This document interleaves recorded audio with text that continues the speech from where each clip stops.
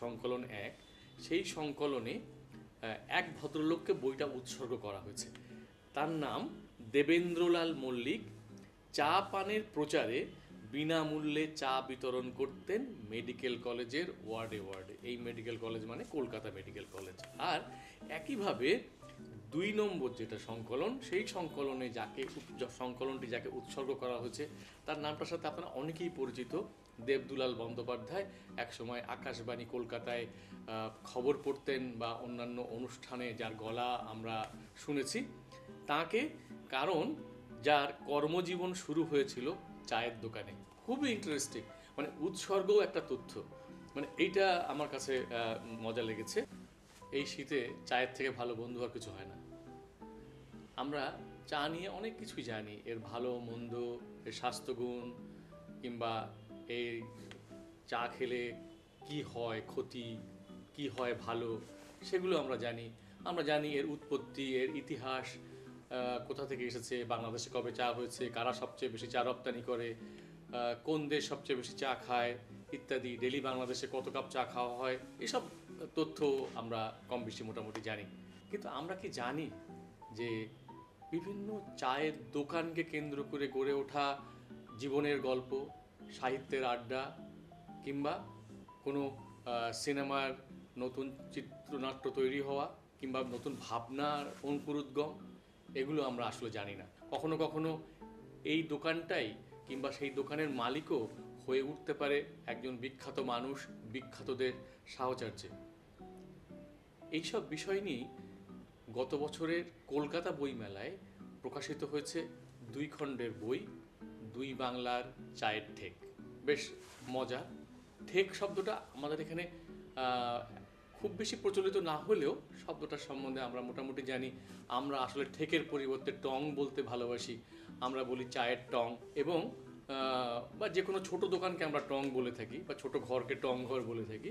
কিন্তু পশ্চিম বাংলায় এটাই তারা ঠেক বলে। ঠেকের নানা ধরনের অর্থ আছে, অনেক ধরনের ঠেক সেখানে আছে, তবে চায়ের ঠেকও আছে। মজা করে এই জন্যে এই বইয়ের নাম রাখা হয়েছে ২ বাংলার চায়ের ঠেক, এবং ২ খণ্ডে বইটি প্রকাশিত হয়েছে। এই দুটি বইয়ের সম্পাদনার দায়িত্বে ছিলেন রঞ্জন ভট্টাচার্য এবং শেখ সাইফুর রহমান। নিজের নাম বইয়ের প্রচ্ছদে দেখে বেশ ভালোই লাগে, এক ধরনের মজাও লাগে, এক ধরনের রোমাঞ্চও হয়। এবং আমার ক্ষেত্রে সেটা হয়েছে, কারণ আমার নিজের লেখা কোনো বই নেই। কোনো একটা বইয়ে আমার হয়তো লেখা ছাপা হয়েছে, কিন্তু এই বইটার কাজ করতে গিয়ে আমার প্রচণ্ড ভালো লেগেছে। তবে বরাবরের মতো আমরা চেষ্টা করেছিলাম যতগুলো লেখা পাঠানোর, ততগুলো পাঠাতে পারিনি, এই জন্যে একটা দুঃখবোধও আমার কাজ করে। এখানে পশ্চিমবাংলার লেখকদের লেখার সিংহভাগ, এ বিষয়ে কোনো সন্দেহ নেই। আমাদের লেখকরাও লিখেছেন এবং তাদের স্মৃতির লেখা লিখেছেন বা বিভিন্ন অভিজ্ঞতার কথা লিখেছেন। এখানে যে ২টো খণ্ডে অনেকগুলো বিভাগ আছে, বিভাগ বলবি বা অধ্যায় বলাই বোধহয় ভালো হবে।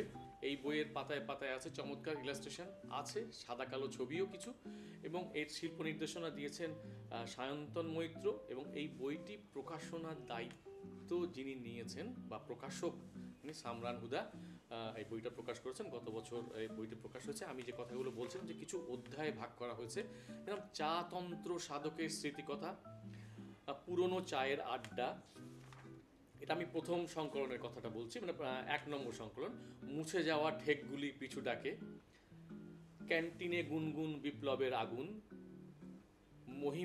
মহিমালয়, বাংলার বাইরে বাংলা, এবং লিটল ম্যাগাজিনে চায়ের ঠেক, ১৮০ ডিগ্রি পত্রিকার চায়ের দোকান সংখ্যার প্রচ্ছদ ২৬২, এরকম কিছু আছে, এবং লেখক পরিচিতি আছে। ২ নম্বর যে সংকলন, সেই সংকলনটাতেও এই ধরনের কিছু অধ্যায় ভাগ করা হয়েছে, যেমন চাতক কাহিনী, ইতিহাসের চার পাশে। এই চার পাশেটা খুব চমৎকার করে লেখা হয়েছে, চা হাইপেন র তারপরে পাশে।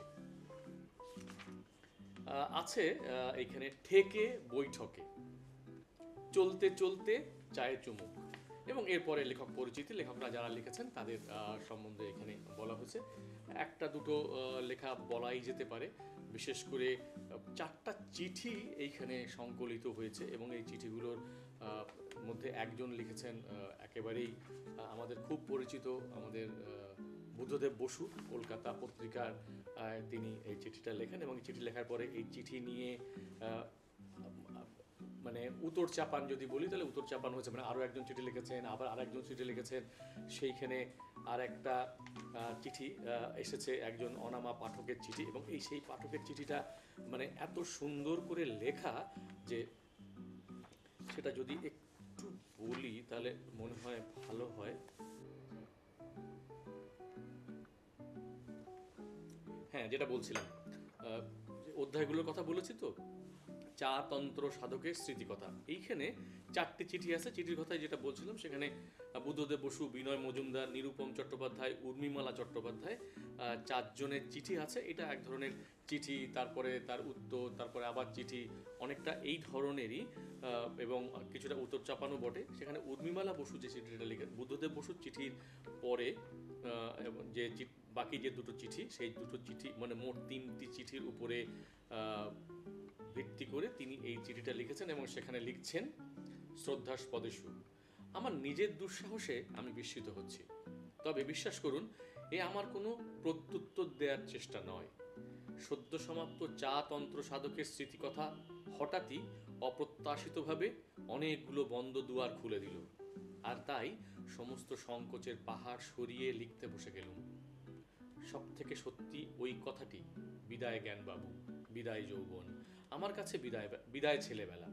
খুব ছোটবেলায় বাবা এবং তার বন্ধুদের কোলে পিঠে জ্ঞানবাবুর দোকানে যেতুম আমরা ভাই বোনেরা, যদিও সে জ্ঞানবাবুর দোকান আপনার দেখা দোকান নয়, সুবীর বাবুর চেনা দোকানটি, তাও কালেভদ্রে। ঝাপসা স্মৃতিতে এখনো মনে পড়ে একদিন ওখানে পিতৃবন্ধুদের স্নেহের নিদর্শন ওমলেট খাওয়ার অপরাধে বাড়ি ফিরে মার কাছে বকুনিও খেয়েছিল।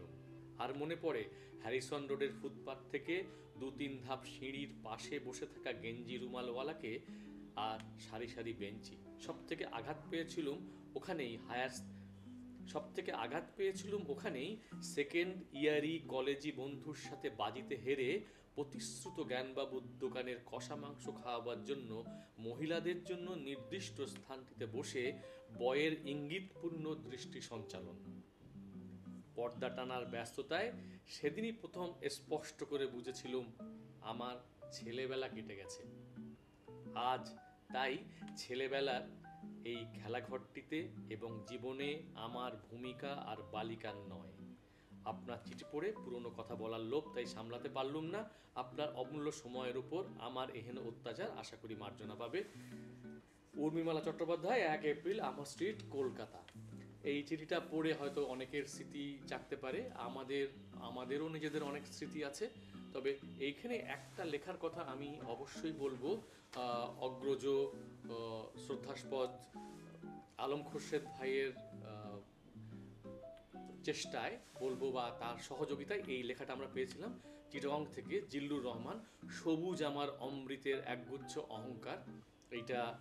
এটা লিখেছিলাম, এই লেখাটা পেয়েছিলাম, এই লেখাটা সন্নিবদ্ধ হয়েছে এবং সেইটা প্রথম খণ্ডে আছে। প্রথম খণ্ড এবং দ্বিতীয় খণ্ড মিলিয়ে বাংলাদেশের 6 থেকে 7টা মাত্র লেখা আমরা দিয়েছি। আমার নিজের একটা লেখা আছে, এই লেখাটা নিয়ে একটু বলি। এটা আসলে আত্মপ্রচার না, বরং এইটা আসলে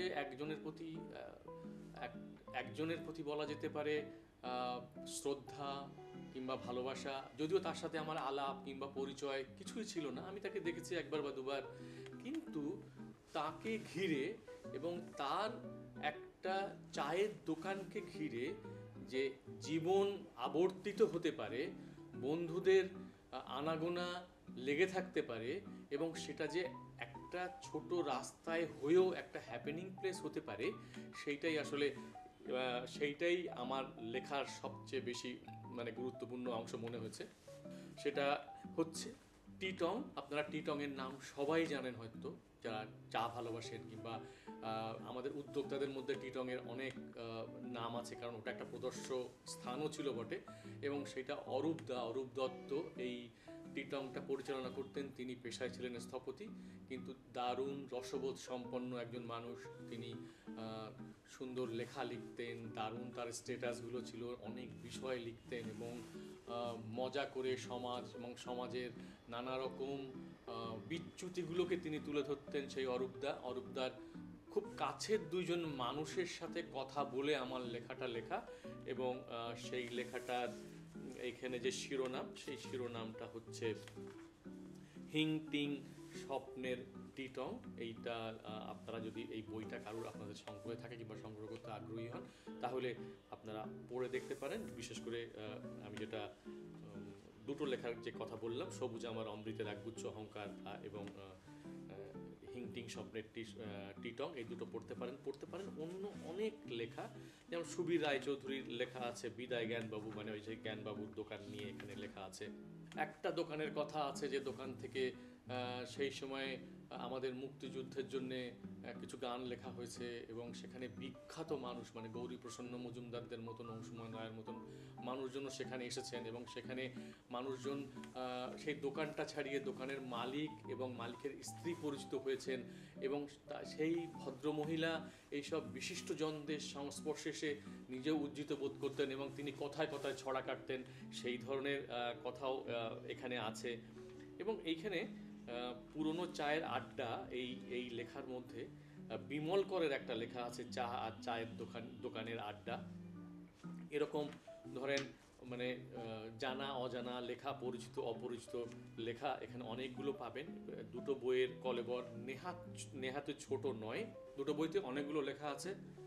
এবং এই সংকলনটি যেরকম প্রত্যেকটি সংকলনের প্রত্যেকটি লেখকের লেখায় পাবেন পার্সোনাল টাচ, এখানে আছে স্মৃতিকথা, তথ্য তো অবশ্যই আছে, তথ্য পাওয়া যাবে, এবং লেখাগুলো সুখ মানে এই প্রত্যেকটা লেখাই ভীষণই সুখপাঠ্য। এটা এক ধরনের মজা, কারণ চা নিয়ে এই ধরনের সংকলন আমার মনে হয় না এর আগে হয়েছে, বা হয়ে থাকলেও এখানে অনেক নতুনত্ব আছে। সবচেয়ে বড় ব্যাপার যেটা, যে লিরিক্যাল এই ধরনের একটা সংকলন করা, 2 খণ্ডে এই ধরনের বিষয় নিয়ে একটা বই করার সাহস দেখিয়েছে, এবং আশা করি পাঠকরা এই বই দুটো পড়ে দারুণ আনন্দিত হবেন এবং চমৎকৃত হবেন, অনেক তথ্য জানতে পারবেন।